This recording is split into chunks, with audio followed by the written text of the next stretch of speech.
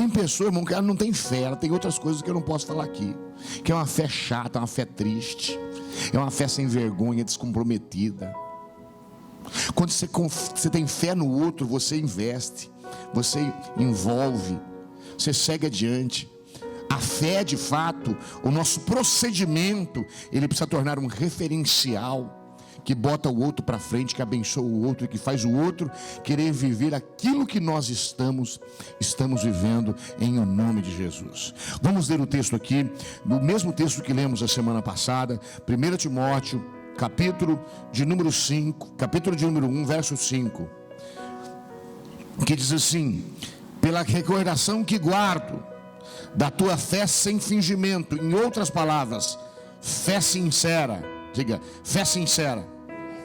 Algumas bíblias estão fé sincera?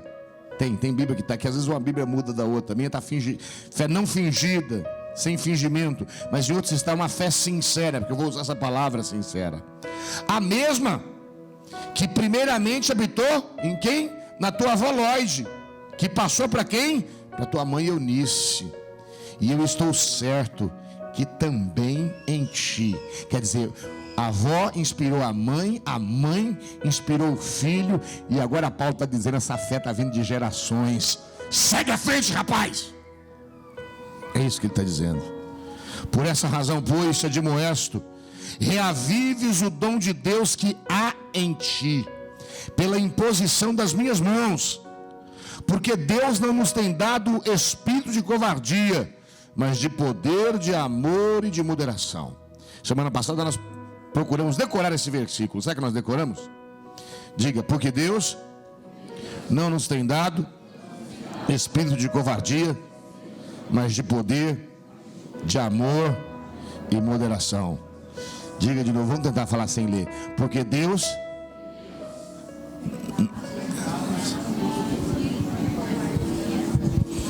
mas de amor, poder e moderação. Pai, fala conosco hoje. Pai, mesmo aqueles corações que estão mais distantes, mesmo aqueles que vieram só no corpo e a mente ficou, a alma ficou em algum lugar, mesmo aqueles que vieram, meu Pai amado, sem nenhuma expectativa, independente de mim, das minhas falhas, das minhas fragilidades, da minha alma pecaminosa, em nome de Jesus, fala aqui com cada um de nós, Pai, pelo poder do Teu Espírito. Fala no nosso coração, eu te peço, Pai, eu te imploro, que o Senhor possa derrubar barreiras, e que o Senhor possa levantar aqui hoje coisas lindas e maravilhosas na nossa vida. É o que eu te peço em nome de Jesus Cristo. Amém. O desafio de Deus para nós hoje é de que nós tenhamos uma fé que, vivida, possa inspirar outras pessoas a viver também para Deus. É claro que a gente não pode se esquecer. Eu sei que quando, por exemplo, um casal tem um filho, o filho inspira muito o casal, porque eles começam a se preocupar com o filho, da forma que vão criá-lo, da forma que vão direcioná-lo nos caminhos do Senhor. Nasce uma inspiração na alma, no coração. No início da minha fé, eu me converti numa igreja muito grande, eram 700 pessoas, mais do que isso, ali no centro de Campinas. As pessoas não me conheceram tanto, mas eu conheci algumas pessoas, e a vida dessas pessoas, elas eram de fato inspiradoras para mim, porque eu chegava num ambiente que para mim era um ambiente estranho, mas eu ia começar a ouvir, viver e ver coisas que iriam de fato marcar e mexer com a minha vida. E uma das pessoas que me inspirava muito em minha fé, que me fazia ter vontade de vencer muitas coisas na minha vida, sem conversar comigo tantas vezes, conversou comigo 2 ou 3 vezes, era um rapaz chamado Harold. E o Harold fazia parte de um desses pequenos países da África. Ele era inclusive, fazia parte ali de um negócio de reinado. Não sei o que ele era, se era príncipes, ele era o que ele era. É país pobre, mas ele era alguma coisa lá. E ele teve um encontro profundo com Cristo. E Deus colocou no coração dele que ele deveria vir para o Brasil, onde a língua dele era compreendida, e ele deveria fazer uma obra missionária aqui. Então ele orou a Deus, fechou o olho e botou o dedo no mapa do Brasil assim, ó. E o dedo caiu na cidade de Campinas. E ele veio para a cidade de Campinas e foi servir a Deus ali na igreja do Nazareno, onde eu me converti ao Senhor Jesus. Eu nunca vi um homem de fé tão inabalável, tão forte, tão determinante. Quando ele falava, ele falava e a voz dele não era uma voz comum, era uma voz que vinha cheia de respeito, cheia de temor, de forças. Um dia que eu não estava muito animado para orar, eu até desanimava quando ele que ia dirigir a oração, porque ele não tinha tempo. Era 15 minutos, meia hora, às vezes era 1 hora. Ele tinha uma intimidade com Deus que eu nunca havia visto igual. Hoje ele é pastor perto de Curitiba. Nessa cidade teve uma pessoa chamada Pastora Maria, não sei quantos a conheceram, que foi uma mulher que me inspirou muito, uma mulher que teve uma vida totalmente estrangulada. Ela já morreu, infelizmente. Até com um mafioso ela quase casou, sabe, vários abusos, dificuldades na vida, viveu altas situações, mas de repente teve um encontro com Cristo. Ela trabalhava na VIP Tour, que fechou, não funciona mais. E ali naquele lugar, na VIP Tour, ela mais pregava do que vendia passagem. Eu falava, você não pode vender passagem, você pregar aqui, você tem que vender passagem. Mas ela tinha algo que queimava o coração dela. Era incompreensível. Abriu uma igrejinha aqui nessa rua, mais para frente, na rua José Pinto de Almeida mesmo, num salão no fundo que tinha as telhas caíam, às vezes quebrava no meio do culto. Não tinha nada, era banco de pau, outros sentavam em tijolo. E ela mesmo que tivesse vindo de um nível, de uma convivência de classe alta, ela abandonou tudo aquilo para viver uma fé que mudou e transformou o seu coração.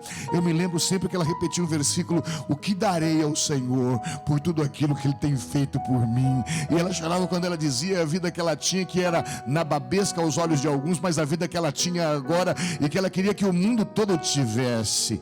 Às vezes eu mandava alguém para ela aconselhar e ela gastava 2, 3, 4 horas com uma única pessoa. Houve dias dela ficar o dia inteiro quebrando castas de demônios, desfazendo pensamentos ruins, orientando aquelas pessoas. Aquela mulher tinha uma fé que me ativava, que me motivava, que me inspirava a querer ser uma pessoa melhor. Me lembro da Rita e do Sérgio. A Rita converteu-se no nosso tempo de pastor de jovens. Um dia eu estava num bairro chamado Santa Mônica, em Campinas. Eu estava vindo para o Jardim São Marcos, que é um bairro próximo a pé. E eu olhei para trás, para frente, não tinha ninguém, só carro. E eu comecei a fazer uma oração íntima com Deus. Dizer: Deus, como eu te amo, como eu amo a tua obra, como o Senhor é maravilhoso, majestoso. E eu acho que Deus me cegou, porque eu não vi que a Rita estava atrás de mim.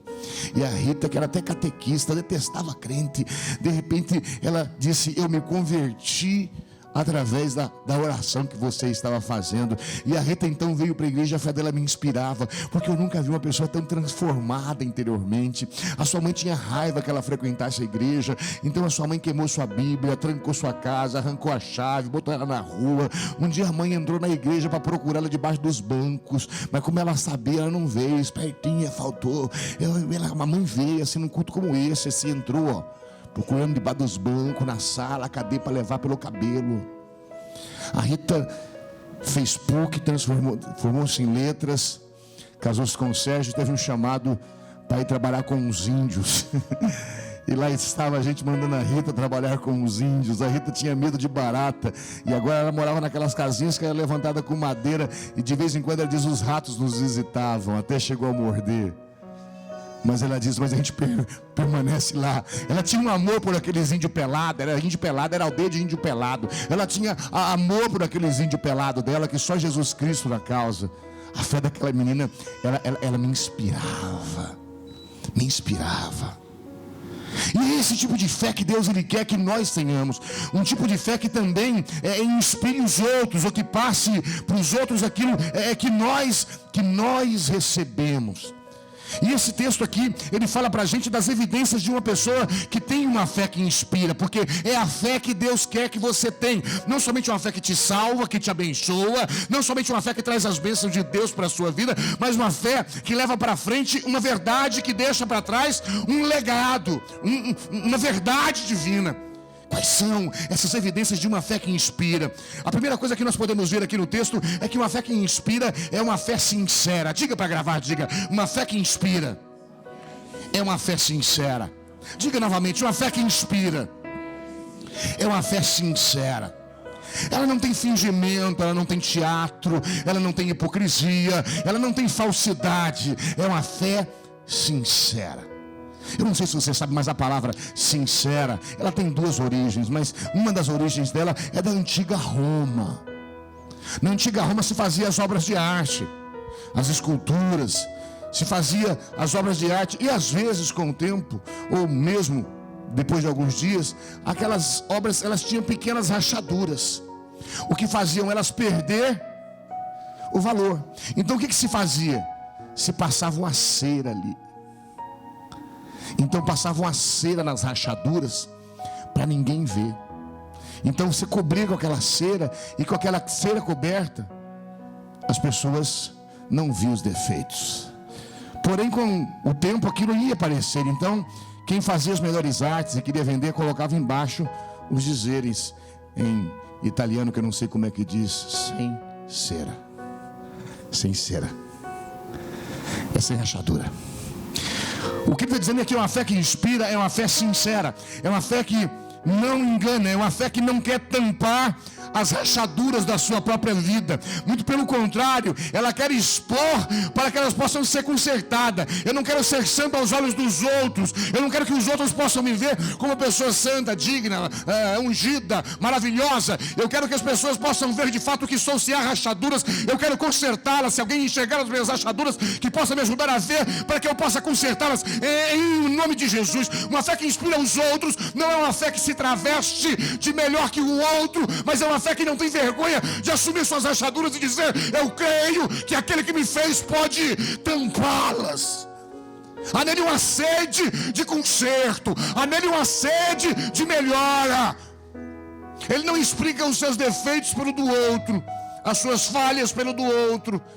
Ele assume as suas próprias falhas. Você já viu aquele tipo de perdão que a pessoa fala? Eu te perdoo pelo que você fez, e eu peço perdão também por tudo. Por tudo o quê? Tem que falar o que foi que fez, uai. Tem que falar. Eu me lembro que na Santa Cruz nós tínhamos uma sala de escola dominical, domingo de manhã. E numa manhã um rapazinho chamado Juninho, novo na fé, cheio de paixão. No meio, a gente estava falando sobre o pecado e os defeitos do pecado na vida da gente. E ele então falou assim, falou de um pecado comum que os jovens fazem. E ele falou, mas ele abriu o coração, ele achou que estava entre os santos. Ele abriu e falou assim: pastor, isso aí me domina, eu faço isso várias vezes. E aí todo mundo riu. Eu me lembro até hoje, todo mundo riu. Mas estou dizendo porque, sabe aquela fé sincera? Ele disse: pastor, eu quero vencer isso. Eu quero vencer isso, pastor. Eu quero passar por cima disso, eu quero... Esse é o tipo de fé que inspira os outros. Não é a fé que a gente se traveste de uma pseudo-santidade, mas é essa fé que a gente se traveste da graça divina, que nos cobre até mesmo em nossas deficiências. O pastor da igreja do Morumbi, em São Paulo, Batista, um dia disse de um grupo de homens que ele tinha na igreja dele, e de algo que eles fizeram uma noite orando, e um dos jovens que estavam lá disse assim: pastor, eu tenho um defeito, eu não sei se é uma pombagira, o que é, mas eu gosto, eu sou que nem Sansão, eu gosto muito de mulher, eu gosto demais de coisa. Eu, pra mim, não tem tamanho, se é alta, se é baixa, se é gorda, se é magra, se é branca, se é preta, se é azul, se é amarela. Eu tenho um negócio, pastor, me ajuda eu. Aí o pastor pegou alguém ali, falou: você vai ser parceiro dele de oração. E todas as vezes eles tinham parceiro de oração. E um dia, não sei se no trabalho, de algum lugar assim, ele deu carona para uma moça. Foi pelo caminho, botou hinos calmos, maravilhosos no carro. Mas quando chegou na frente da casa dela, ela falou assim: só para tomar um café? Que mal tem tomar um café, não é verdade? Cafezinho, gente, o que tem? Não? E ele subiu para tomar um café. Mas ele disse que quando chegou lá não tinha mais do que café. Tinha uma luz penumbrosa, tinha um balada para Adeline, não sei como é que fala, tocando para trás ali, música para derreter coração. E daqui a pouco era fungada quente no pescoço. Era a época de bip, ainda lembra o bip? Aí o bip tocou. Aí aquele irmão que era parceiro de oração, lembra? Porque ele não teve vergonha de mostrar suas rachaduras. Falou: pastor, é difícil de eu me consertar, porque uma pessoa que dorme com todo mundo, irmão, não presta para dormir com uma pessoa só, não. Ela vai ficando coisada. É cadela que dorme com todo mundo. Nem as cadelinhas hoje ela dorme só com da raça. Antigamente cadela que andava no cio, na rua, nos portão, nas coisas. Entendeu? Não, nós estamos coisados, nós estamos de Jesus. Nosso leito tem que ser puro. Se ele não tivesse dito isso, o irmão não poderia fazer nada. Mas na hora que a coisa está pegando fogo, fungada quente no pescoço, ele já sorto, coisa vai acontecer, o bip tocou. Lembre-se que nós temos uma aliança com Deus. E eu estou orando por você. Ele falou que na hora foi um balde de água fria. Louvado seja Jesus. Ele diz: fica com Deus, que eu vou com Deus, em nome do Senhor Jesus Cristo. Ser sincero é se ver pecador e querer tratar o pecado, é viver o que fala, o que prega, é ser a mesma pessoa em qualquer lugar aonde ele está. É essa fé sincera que motiva os outros, ou seja, ele não é uma pessoa que... Quando a gente fala de sinceridade, a gente sempre lembra das crianças, não é verdade, não? Aquela criancinha de 4 anos que fez os pais passarem uma vergonha terrível e a gente não sabia onde botar a cara. Chegou um tio que ela não conhecia há muito tempo, não viu nascer, não viu nada. E o tio, por acaso, era um tio avolumado. Ele pesava 180 quilos. E a menina olhou para ele e falou: primeira coisa que ele falou para a menina: que linda. A primeira coisa que a menina falou assim: o senhor engoliu um planeta? E os pais não sabiam onde botar a cara. Não. Esses dias mesmo eu estava aí na casa de um amigo, uma pessoa conhecida. Não vou falar quem que é, não. E a mãe dele, assim, querendo me animar, olhou para mim e falou: nossa, pastor, como o senhor está bem posto. Eu gostei daquela palavra. Entendeu? Bem posto. Significa o quê? Está bem. Essa Apolo ficou bem no senhor, essa calma. Falei: verdade. Aí eu fiquei dando uma alegria em mim. Falei: mesmo que não for verdade, já dá uma alegria na gente. Não. Mas aí tem uma outra pessoa falou assim: mas tem que tirar essa barriguinha. Falei: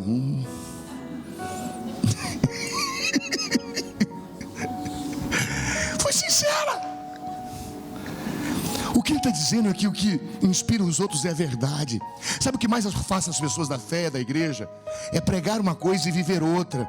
Sabe, se você vai nas cadeias, se você vai nessas FEBEM da vida que mudou o nome hoje, dizem que mais de 50%, quase 70% é tudo nome de crente que está lá. É Isaías, Reuel, Beniel, Teuel, Samuel, Coisael. É tudo com El, que é nome de Deus. Porque a gente, irmãos, que ouviu a verdade, mas muitos deles ouviram uma verdade pregada, não ouviram uma verdade vivida. Então, quando a gente tem uma fé sincera, essa fé sincera, ela inspira os outros. Irmãos, eu não tenho vergonha de dizer de pecados que eu já venci, ou de lutas que eu tenho e que eu estou dominando, porque eu sei que todos nós somos iguais, e eu sei que isso inspira a muitas pessoas. Eu não tenho vergonha de dizer que hoje eu sou um ex-viciado, por exemplo, não só em drogas, mas em pornografias, que via 24 horas, 36 horas disso, ou de outras bobagens, mas porque eu sei que isso inspira outras pessoas. São coisas vencidas. É claro que eu também não sou besta, que tem coisa minha que eu não falo, que se eu falar, eu sei coisa, né? Nada assim coisado, né? Mas é preciso ter uma fé sincera, porque a fé sincera inspira os outros. Eu estou vivendo isso, mas o meu objetivo é aquele. Agora eu sou isso, mas eu quero ser aquilo. O meu caminho é esse. Não é uma situação de dizer: olha, eu tenho isso, mas isso é pior do que eu.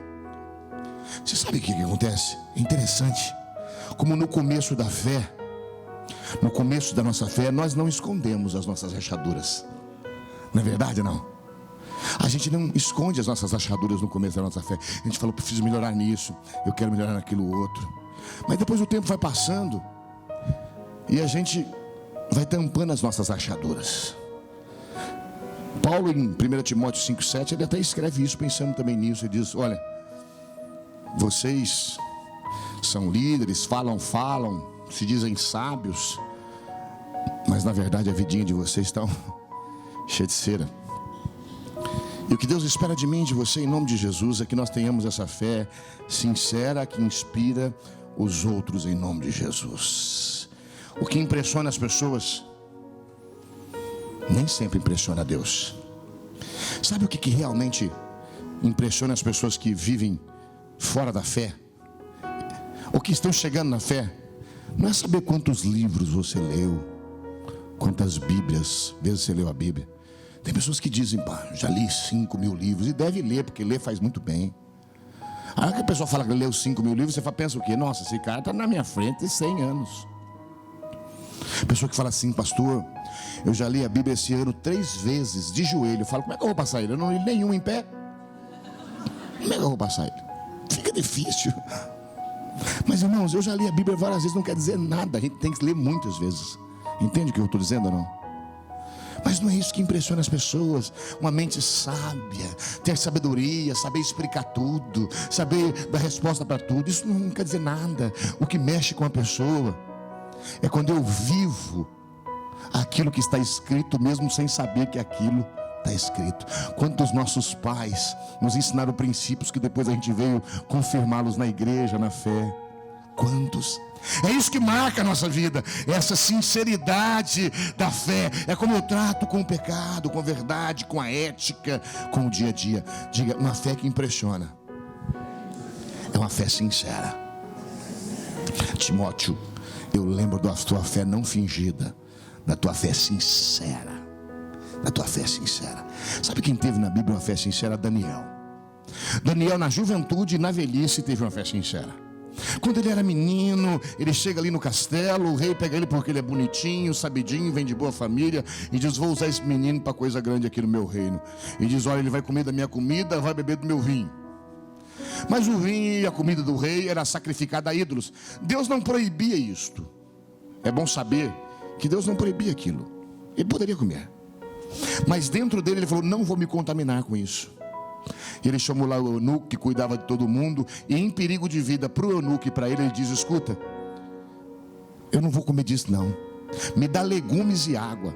Ele falou, não posso, senão vou morrer, e você pode morrer também. Ele diz, não, me dá legumes e água por 10 dias, se em 10 dias eu não estiver mais forte, mais coisado do que todo mundo, aí, e nos 10 dias o menino estava viçoso, poderia ter perdido a vida, mas tinha uma fé sincera, foi verdadeiro, correu os perigos, tomou postura. E aos 80 anos de idade, de novo, se coloca um edito que se adorar a outros deuses, a não ser o rei, por 30 dias, esse tal morreria. Então todo mundo deixa de adorar a outros deuses e adora só o rei. Mas Daniel continua indo para sua casa, ele bota os seus joelhos no chão 3 vezes no dia, com a janela aberta. Acho que não teria problema dar uma fechadinha na janela. Não vou brincar com o perigo, não é verdade? Não, minha fé é sincera. Se vai custar minha vida, não importa. Como vão me ver, não me importa. Como vão me enxergar, não me importa. Eu sirvo um Deus, eu tenho uma fé. E sabe, a atitude de Daniel levou ele para a cova do leão. Mas deixa eu te dizer uma coisa, presta atenção. A fé de Daniel impactou a vida do rei, do seu reino e de outros países. Porque o rei, impactado pela fé de Daniel, que vai para a cova dos leões e não é comido, se quebranta diante de Deus. Ele lança um edito em que o rei, o Deus de Daniel, tem que ser adorado, não somente no seu reino, mas em outros reinos que estão debaixo dos seus domínios, e que saiba toda a terra sobre o Deus de Daniel. Uma fé sincera empolga, inspira e dá vida à vida dos outros, em nome de Jesus. A pior coisa é um crentão falso. A segunda coisa, ou o segundo atributo de uma fé sincera, é uma fé avivada. Diga, uma fé que inspira os outros. É uma fé avivada. Diz de novo, uma fé que inspira os outros. É uma fé avivada. Meus queridos, sabe uma das coisas que mais dói no coração da gente? É no processo da caminhada da gente como pastor. Eu estou com quase 30 anos, talvez já passou um pouco de que eu sou pastor.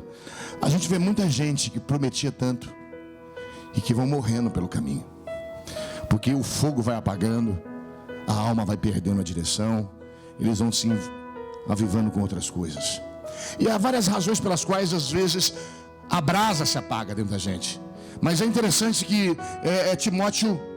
Paulo chega para Timóteo e ele diz, olha, eu quero te dar uma palavra. Reaviva o dom de Deus que há em ti. Lembra-se das minhas imposições de mão sobre ti e reaviva o dom de Deus que há em ti. Diga comigo, há em ti. Diga de novo: há em ti.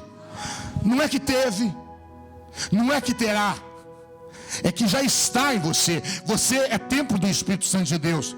Você pode estar vivendo isso em toda a sua plenitude ou não, mas ninguém muda o fato de que o Espírito de Deus, ele reside dentro de você. Ele diz: bota a vida nele, acende o fogo outra vez, reacende as chamas novamente. Não deixa morrer. Não deixa morrer. Sabe o que eu acho interessante do pastor Castro? Que ele senta aqui de quinta-feira na frente. Eu acho que ele não conhece muito os hinos, não, porque é tudo hino de harpa, assembleiano, né? Mas canta com a força, mesmo erradinho às vezes, e bate palma e coisa lá, e fala as linguinhas dele. 87 anos, irmão, já era para estar frio. Está avivado, em nome de Jesus. Gente, nós novinho. Aí, 27 anos, aí está cansado da igreja. Seu pai está cansado da igreja, filha? Às vezes a gente até queria que cansasse um pouco, né? Porque tem que vir. Porque ele não tem aparecido, o senhor sabe. Eu sei. Eu quero que a igreja saia. Porque ele não me vê, é porque eu estou viajando. Vai viajar, porque amém. Porque ele vai viajar, ele quer explicar. O que eu quero dizer? Eu quero dizer que ele é um exemplo para nós. É um homem que viveu na fé, entende, irmãos? Irmãos, eu acho que na idade dele eu ia querer cama, me dá um analgésico. Deixa eu cortar meu reumatismo. Mas eu louvo a Deus, porque isso me dá inspiração. Então eu falo, eu quero ser mais espertinho que ele, porque eu vou ter que ter mais força que ele, porque ele casou com 2 mulheres, teve muito menino, cuidou de muita gente. Eu não casei com ninguém, eu tenho que ter mais sustância. Não? Uma fé avivada, uma fé forte, uma fé com chamas. Ele diz: Timóteo, é você quem tem que fazer isso. Reaviva o dom de Deus que há em ti. Não adianta caçar uma igreja quente, não é igreja procurar um pastor poderoso, não adianta ficar, é você quem tem que reavivar. Acende, acende, acende, em nome de Jesus. Pare de buscar defeitos, eles existem em todos os lugares. O que é que enfraquece? O que é que apaga essa chama na gente? Primeiro, nosso relaxo. Diga, nosso relaxo. É bom repetir que grava. Eu sempre vou falar isso aí. A gente relaxa. A gente relaxa. Hoje é jogo do Grêmio. Vou falar, tem que pouca gente torce aqui, tá bom? Ah, pastor, acho que eu preciso ver a final do Grêmio. Não grava isso, depois você vê. Às vezes Deus tem uma palavra para você aquele dia, em nome de Jesus. Amém? Agora também não precisa de sábado a mulher trazer você que gosta do Palmeiras para vir na igreja, né? Estou aqui defendendo uma pessoa. Enfim, primeira coisa. Primeira coisa que apaga o fogo, nosso relaxo, falta de oração. Começa a explicar, falta de ir na igreja, falta de buscar o Senhor. E a gente começa a explicar. Irmão, não tem explicação. A única explicação é o seguinte: você é relaxado. A justificativa é a pior coisa que Satanás inventou, porque com a justificativa a gente não caminha para frente. Não faço isso porque não tenho dinheiro, não faço isso por causa daquilo outro. Me lembro um dia que o pastor falou uma coisa muito forte, acho que eu nunca teria coragem de falar. Mas ele encontrou um casal que não ia na igreja. Primeiro não ia porque a mulher estava para nascer o menino, não ia. Depois o menino nasceu. Aí ficou meses sem ir, 6 meses. Falou, mas você não vai na igreja? Falou, neném, pastor. Não pode com barulho, muita gente. Não pode, não pode. Mal ver vocês no shopping, na festa de casamento dos parentes. Tem que ir, né? Entende, não? Sabe aquele sítiozinho que Deus te deu? Às vezes é do amigo, mas ele deu a chave. Você, aquele não prestou na sua vida. Porque você vai domingo para lá, churrasca daqui. Hora que dá, ó, meio-dia, você acorda tarde, aí bota uma costela para assar 2 horas. E costela demora de assar. E a pessoa fala, você vai perder? Isso aí derrete na boca. Aí um domingo a gente falta por causa da costela. O outro a gente vai relaxando. Vai relaxando. Aí de repente você vem para a igreja e você fala, a igreja está estranha. Não sei, parece que não tem, sabe? Não é que a igreja está estranha, eu sei que está estranho. Você ficou vazio, coisou. A igreja está estranha não. Sou eu, é você que nós é que estamos estranhos. E se ela estiver estranha, desestranha ela. Mete fogo nela em nome de Jesus Cristo. Amém, meus queridos? O que faz a gente perder o avivamento da nossa fé? É quando a gente começa a olhar os defeitos alheios. Fulano, ciclano, não olhe para Jesus e para os irmãos que são exemplos. É quando a gente começa a brincar com o pecado. São as decepções da vida, doença, morte de alguém, as perdas da existência humana. Isso vai fazendo com que a gente às vezes se esfrie. Agora, eu quero dizer para você como é que a gente pode aquecer de novo. Quem aqui quer ter uma fé aquecida? Alguém quer ter aqui uma fé aquecida? Diga, eu quero ter uma fé aquecida. A primeira coisa que ele vai dizer aqui a Timóteo é: lembra da minha imposição de mão. Lembra da fé da tua avó Lloyd, da tua mãe Eunice, que passou para você. Lembra. Sabe como é que a gente volta a nos reavivar? É lembrar que foi imposta as mãos sobre nós. Lembrar que a fé que nós temos hoje é uma fé que veio de outras pessoas e que nos incentivou a seguir adiante. É preciso lembrar as experiências que nós já tivemos com Deus. Ou seja, Timóteo, um dia você lembra, você estava cheio de fogo, de ânimo, você foi levado ao altar, impomos as mãos sobre você, você recebeu o dom que veio de Deus, você se encontrou com Deus, o chamado tomou conta do seu coração. Você vislumbrava todo mundo. Lembra daquele dia? Desperta aquele dom que veio sobre ti. Lembra, traz à memória aquilo que pode te dar esperanças, que vai empurrar a tua vida para frente. Você já teve experiências com Deus? Lembre das suas experiências com Deus sempre. Se você vai ficar aqui comigo nessa igreja, você vai ter que me ouvir 500 milhões de vidas. Eu vou falar do dia 23 do 8 de 87. Foi quando eu venci os meus vícios em drogas. Quarta-feira, 9h10 da noite, Jardim Marieta. Várias pessoas orando. Perguntaram para mim: você quer ser batizado com o Espírito Santo? Eu falei: não sei o que é, de graça, manda ver. Aí oraram sobre mim. E de repente eu me peguei com a minha boca enrolada. Eu até achei que eu estava com aquela coisa que espuma. Eu falei, enrolou minha língua. Eu estou falando uma língua que eu não falava antes. Xalabacaia, taia, não sei o que lá. E foi me tomando uma alegria no coração. Sabe, uma força na minha vida. E uma coisa que começou 9 da noite foi terminar por mais de 2 horas da manhã. Eu nunca tinha estado tanto na presença de Deus. Então de vez em quando o meu coração esfria, eu lembro do fogo que veio sobre mim aquele dia, em nome de Jesus. Sabe, quando a minha fé se esfria aqui, eu me lembro de Matão, Sumaré, onde eu fui pastor de jovens. As nossas vigílias com jovens, ladrilhos vermelhos no chão. A gente chorava até molhar o chão. E a gente dizia: será que Deus um dia vai nos levar para outras cidades? Será que Deus vai fazer alguma coisa? Alguns estão na Europa trabalhando com a OM. Outros estão em São Paulo. Um outro está aqui em Sumaré. Eu estive aqui, já estive nos Estados Unidos, já estive em Curitiba. E Deus tem nos usado. É bom lembrar daqueles dias de lágrima, em que nós gemíamos na presença de Deus, em que Deus falava conosco de forma tão especial e tão gostosa. Eu me lembro da minha primeira pregação numa casa. Não me lembro do texto no Velho Testamento, mas eu só sei que tinha uma pedra. E eu preguei sobre essa pedra. Se entender, não sei, mas foi a primeira vez que eu falei. Que gostoso, que delícia.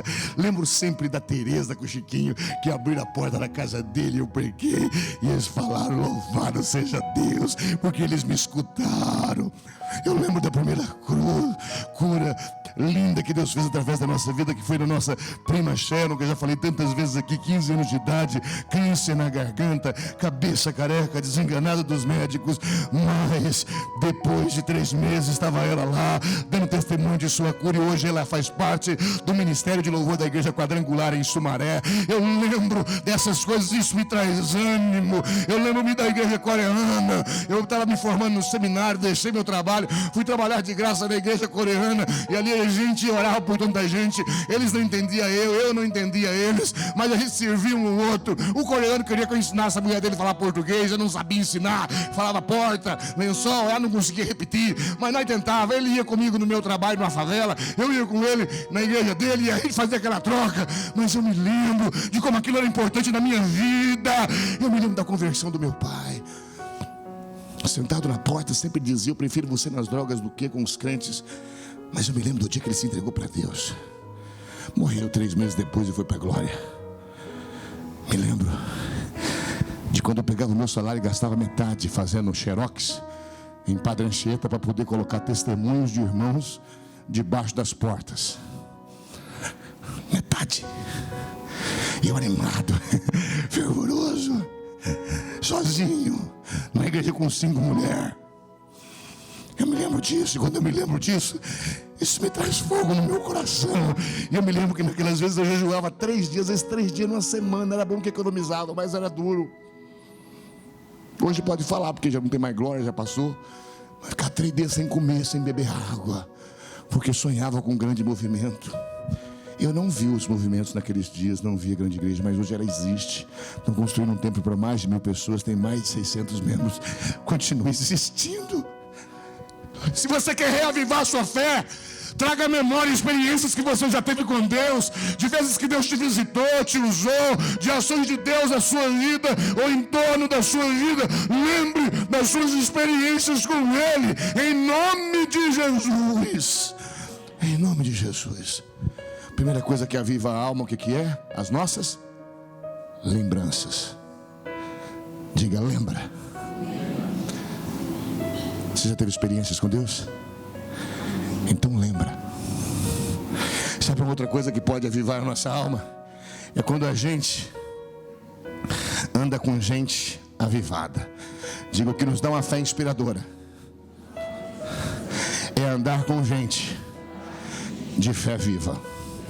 Irmão, todo mundo tem que ter uma cotinha de gente ruim, não tem como. Porque você vai fazer os ruins e fica bom. Amém? Mas tem que ter uma cota de gente boa. Porque o povo bom incendeia o nosso coração, bota fé na nossa vida. Então ele disse: olha, lembre-se da sua avó, da sua mãe, lembre-se da fé que você recebeu, lembre-se de pessoas. Paulo está dizendo: lembre-se de mim, eu estou preso. Ande com gente de fé viva. Timóteo andava com gente de fé viva.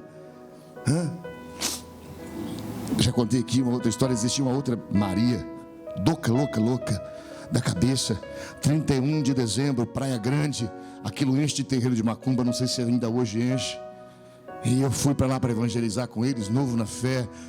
E 3 meses, eu não sei quanto tempo. E a hora que eu vi, ela era minha parceira, a gente andava em dupla para evangelizar. Ela entrando no mar, falei: Maria, onde é que você está indo?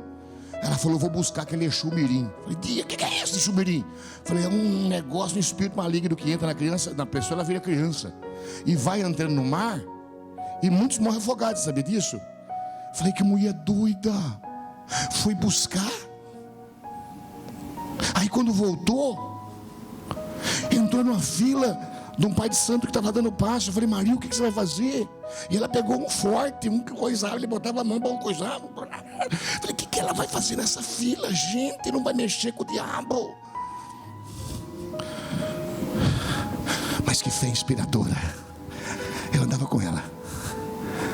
A hora que chegou a vez dela, ela falou assim: eu vim aqui para te dar um passe maior do que o passe que você tem para me dar. Eu vim falar de um poder sobre. Falei: me levar pancada, vai apanhar agora vai. Dá uma surra, eu já preparando para poder arrastar ela. Eu vim te falar de um Deus superior. Eu vim te dizer, amor, quanta autoridade. Aqui ele não se converteu, mas ele terminou a madrugada com mais de 30, 40, 50 pessoas, eu não sei, tudo ali com o coração quebrantado. Anda com esse povo que reacende a tua chama. Não anda com esses palavrentos, boca suja, nojento, pecador, que não tem prazer em servir a Deus, que não quer se santificar, que fica brincando com o Senhor. Esse aí carrega para você ajudar eles. Em nome de Jesus, lembre-se, eu me lembro do Osmundo Vaz, um evangelista, um empresário abençoadíssimo, mas que tinha prazer em ganhar almas para Cristo. Do Dilson com sua paciência. Com quem você anda? Com fuxiqueiro só? Com desanimador? Com gente que bota sua fé para baixo? Começa a andar com gente abençoada. Você é casada? Anda com gente bem casada. Se você andar com gente mal casada, vai falar, homem não presta. Homem nenhum presta. Não? Anda com aquela que fala, meu marido é uma benção. Meu marido é uma... Entendeu? Anda com gente... Sabe outra coisa que aviva a nossa fé? Leia sobre homens e mulheres de Deus. Diga, o que aviva a minha fé é ler sobre homens e mulheres de Deus. Sabe por quê que isso aviva a minha fé? Pelo simples fato de que essas biografias, elas me mostram pessoas da história. Leia biografias. Leia, por exemplo, George Miller, o homem das 50 mil orações respondidas. E você vai ver todos os milagres que Deus operou através da vida dele. Você vai ver e vai ler sobre o dia em que ele tinha tantas crianças para cuidar e faltava aquecimento. E Deus proveu.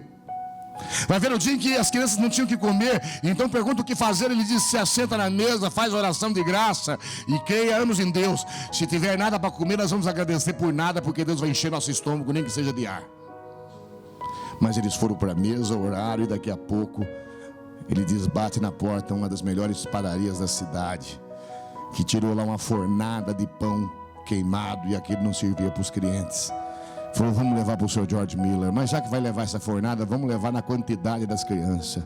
Mas já que vai levar o pão, vamos levar o leite. Já que vai levar o leite, e daqui a pouco os menininhos abrem os olhos. E, irmão, e está tudo posto na mesa. Lia sobre Charles Finney, aonde esse homem chegava, ele tinha um poder que habitava ele tão forte, que pessoas possessas começavam a ficar possessas de demônios. Ele foi orar numa empresa, e a empresa precisou parar as fábricas, porque as máquinas, porque a presença dele era tão grande, que pessoas começaram a ficar possessas onde estavam, porque havia uma ação e uma unção de Deus através da vida daquele homem. Leia, o primeiro livro que eu li chama-se O Vinho Novo é Melhor. Era de um homem que Deus usava para fazer paralítico andar, para fazer mudo falar, homem usado, eu sei. Eu falei, talvez isso não seja o meu ministério, mas é o dele. Eu via Deus e a graça dele.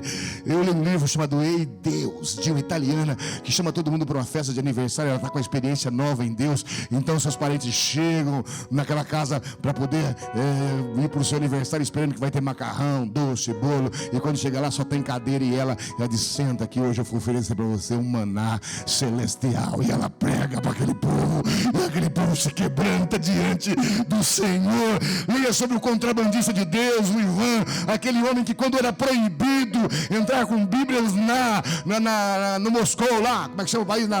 O Moscou. Esse homem encheu o seu carro de Bíblias escondidas e ia para a Rússia, porque ele queria que as pessoas conhecessem o Senhor. Compre da CPAD Os Heróis da Fé. Quantos já leram um livro chamado A Cruz e o Punhal? A Cruz e o Punhal. A Cruz e o Punhal é um livro de um David Wilkerson, um homem que morreu há pouco tempo, mas um homem de uma vida fenomenal.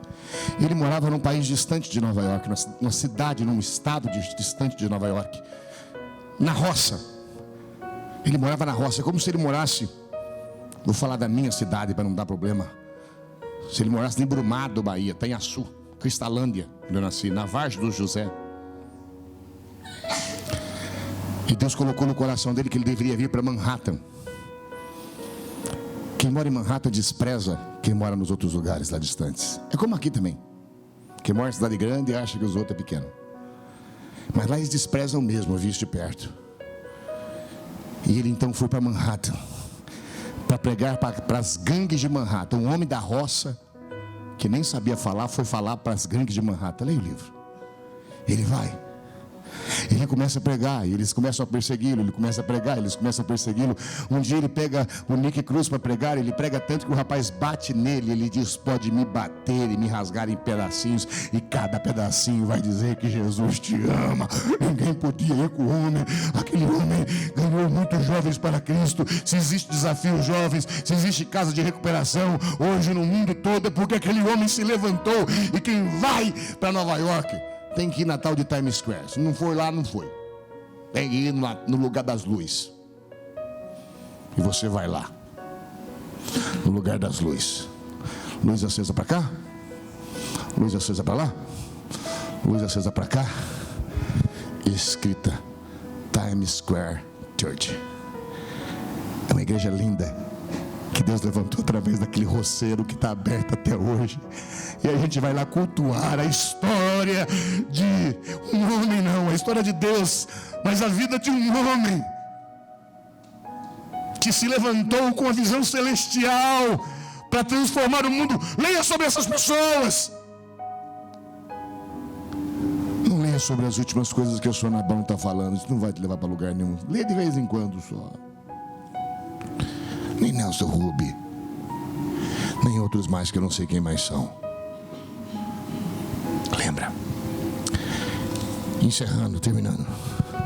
Uma fé que inspira os outros. Primeiro, ela é o que? Sincera. Segundo, ela é o que? Avivada. E eu a vivo lembrando, eu a vivo convivendo com pessoas, eu a vivo essa fé lendo sobre homens de Deus. E terceiro e último, o que me faz ter uma fé inspiradora é uma fé que carrega as marcas da ação do Espírito Santo de Deus. Diga, uma fé que inspira. É uma fé que carrega as marcas da ação do Espírito de Deus. Não vai dar tempo de falar sobre isso, mas você leva para casa essa ideia. Quais são as marcas? Uma pessoa cheia do Espírito Santo de Deus, ela não tem espírito de timidez, de covardia. Ela tem coragem. Uma das marcas da ação do Espírito Santo de Deus é a coragem. Você fica ousado, intrépido. Você recebe uma autoridade fenomenal, fora do comum. Pedro, que tinha medo de aceitar Jesus ali na frente de uma pessoa, agora prega para mais de 3.000 pessoas e 3.000 pessoas se convertem. Estevão morre a pedrada, mas não nega Jesus. Paulo enfrenta reis e diz: se eu fosse tu, rei Agripas, eu me entregava ao Senhor. E com isso tudo, gente que vai caminhando e vai vivendo. Quando eu recebo o Espírito Santo de Deus, ele me dá coragem. Há uma coragem que entra dentro de mim, intrepidez, uma vontade, em nome de Jesus, de ser ousado e usado na mão de Deus. Uma das marcas do Espírito Santo de Deus é a coragem. Falar para vocês aqui exigiu de mim tanta coragem. Eu sempre tive medo de falar para os outros. Vir aqui cantar, tem que ter coragem. Vocês acham que é fácil? É, Michel? Não, ele não sabe como é que vai sair. Se o povo responde, não responde. Tem dia que o povo está de cara ruim, tem dia que está de cara boa, tem dia que canta, tem dia que não canta. Entendeu? Mas Deus dá uma coragem, você vai ser peita, você vai abrindo, vai rasgando, em nome de Jesus. Os piores dias viram os melhores, em nome de Jesus. Ele falou mais do que coragem. Ele diz: eu não vos dei espírito de intrepidez, eu vos dei espírito de poder. E poder aqui é dunamis, é dinamite de Deus. É o que diz em Atos: mas recebereis poder ao descer sobre vós o Espírito Santo, e ser-me-eis testemunhas até os confins. Até os confins. Até os confins. Essa questão de poder. Hoje de manhã eu falei sobre eu indo pregar aqui no Vila Sônia. E antes de sair de casa eu comecei a ter sentimentos horríveis dentro de mim. Vontade de morrer. Umas vontade de repente. Eu falei: meu Deus, o que é isso? Eu comi bem, dormi bem, tomei café. Estou bem. Mas eu fui com aquele espírito de morte dentro de mim. E quando eu cheguei lá na igreja do Nazareno do Vila Sônia, Deus começou a mostrar cada um dos meus sentimentos em algumas pessoas. E eu olhei para um garoto. Ele falou: sabe aquele sentimento de morte? Deus não falou com voz grossa, você sabe, entende não? Ele falou aquilo hoje. Eu fui lá, eu falei: menino, você sentiu isso. Eu falei: se eu errar não tem importância, que eu não preciso voltar aqui. Porque eu tenho medo de errar, porque eu não tenho esse uso desses dons. Como diz os irmãos, esses dons, eu não tenho esses dons. Mas de vez em quando Deus dá o dom, vou fazer o quê? Aí eu fui lá, eu falei: menino, o menino, não é que ele caiu, ele se derreteu dos meus braços. Eu tinha abraçado ele, ele derreteu. Não tinha mais lágrimas nele, e Jesus cura na alma dele. Eu fui para uma menina, fui para outra pessoa. Ele diz: o Espírito que eu te dei é de poder, é de transformação, é para você pisar uma terra e ela ser diferente. Se você pisou essa terra, essa igreja nunca mais pode ser a mesma. Você entrou aqui com ela não prestando, ela vai ter que prestar. Você entrou com ela aqui morrendo, ela vai ter que viver. E isso vai ser a empresa que você trabalha, vai ser o bairro que você mora, ou qualquer lugar onde você for, porque você carrega a vida dentro de você. Você carrega o Espírito Santo de Deus. Como é que eu posso me esquecer do Ronaldo, que proibia sua esposa de ir para a igreja? É um desse tamanho, uma lapa do negão desse tamanho. Eu falei: se ele me dá um pé do ouvido, eu estou perdido. E eram só 5 mulheres na igreja, e entre elas era a irmã Dulce, a mulher dele. Ele chateado, nervoso, incrédulo. Aí ele falando mal de Deus um dia. Eu falei: eu vou falar para você, mostrar para você que Deus existe. Eu falei: você está triste porque você não vende nada, né? Corretor de imóveis. Ele falou: faz meses que eu não vendo. Aí me deu uma coragem na hora, assim, sabe, uma fé, uma coragem. Eu falei: mas eu vou te mostrar o Deus que eu sirvo, quem é. E essa semana, domingo que vem, eu vou vir aqui almoçar na sua casa. Irmã Dulce faz carne de panela com batata, que eu amo. Melhor carne de panela com batata que eu já vi na vida. Fora dos irmãos aqui. Falei: você vai conhecer. É perigoso animar demais, viu, gente? Estava muito animado. Mas você vai conhecer o Deus que eu sirvo. Vou estar aqui. E até meio-dia, marquei hora. Pensa numa semana de sofrimento. Falei: meu Deus, e se não vender? Ninguém está vendendo nada. Ninguém vende nada. Meu Pai do céu, me ajuda. Como é que eu saio dessa?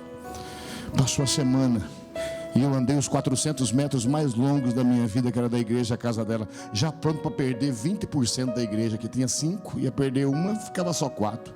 20%. O seminarista, que em vez de fazer crescer a igreja, diminuiu ela. Aí eu fui, cheguei lá, ele não estava. Falei: glória a Deus. Pastor, mas você não liberou a palavra? Liberei. Mas quando você falou glória a Deus, você não exerceu falta de fé? Ele exerceu fé. Deus tinha dado a palavra, independente de como a gente se sente. O importante é que eu liberei a palavra. Quando eu liberei a palavra, eu liberei fé. Entende isso ou não? Quando você libera a palavra, você libera a fé. Quando você toma a atitude, você liberou fé.